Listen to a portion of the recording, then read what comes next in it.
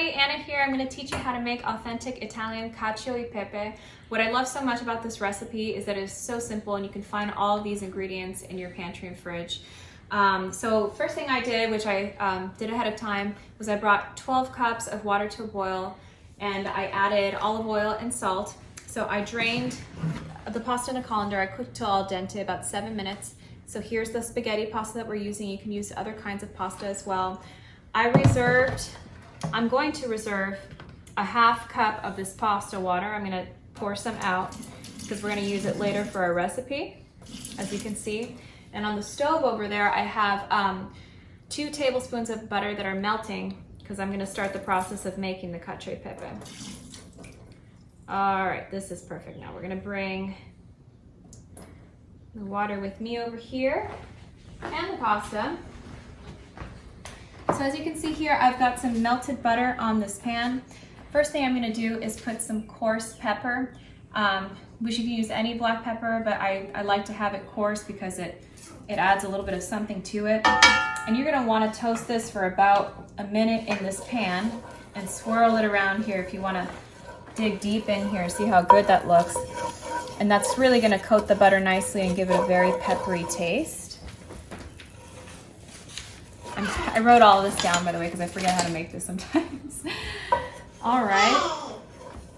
So then we're going to be here for about a minute. And then we're going to cook evenly in the pan. It's getting nice and toasty.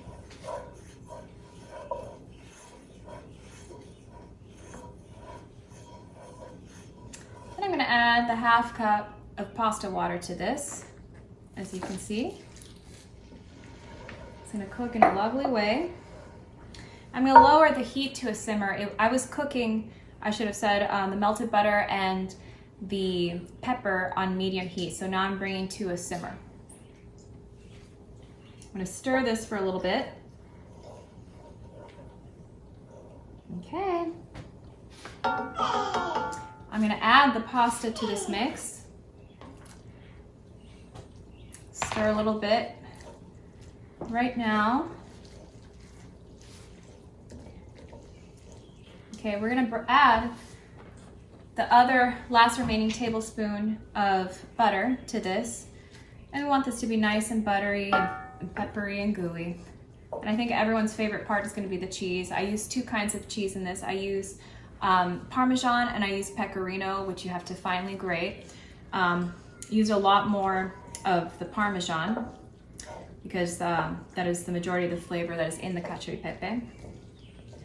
So I'm going to go ahead and add the Parmesan cheese.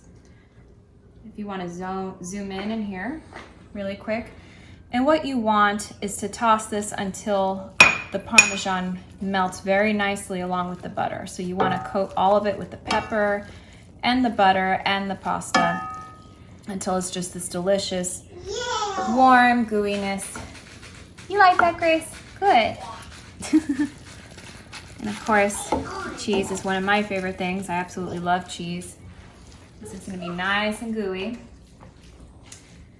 And, you know, the Parmesan's a traditional Italian flavor, but I love the Pecorino, which is a very important ingredient in this because it's very tangy. It gives it a pungent kick, and it pairs along so nicely with the butter and the pepper.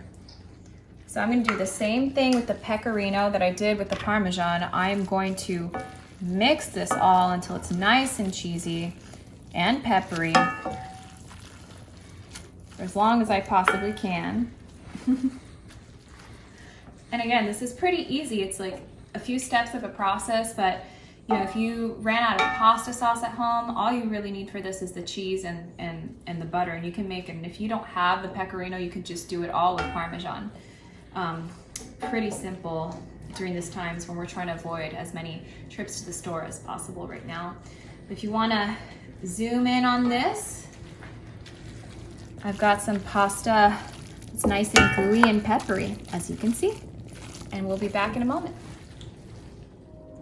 Okay, everybody, so I melted the Pecorino and the Parmesan cheese together for my cacio e pepe, and this was the result. I had previously toasted the pepper and I mixed it in, so we now have cheesy, buttery goodness with things you can find in your pantry and your fridge. Thank you so much.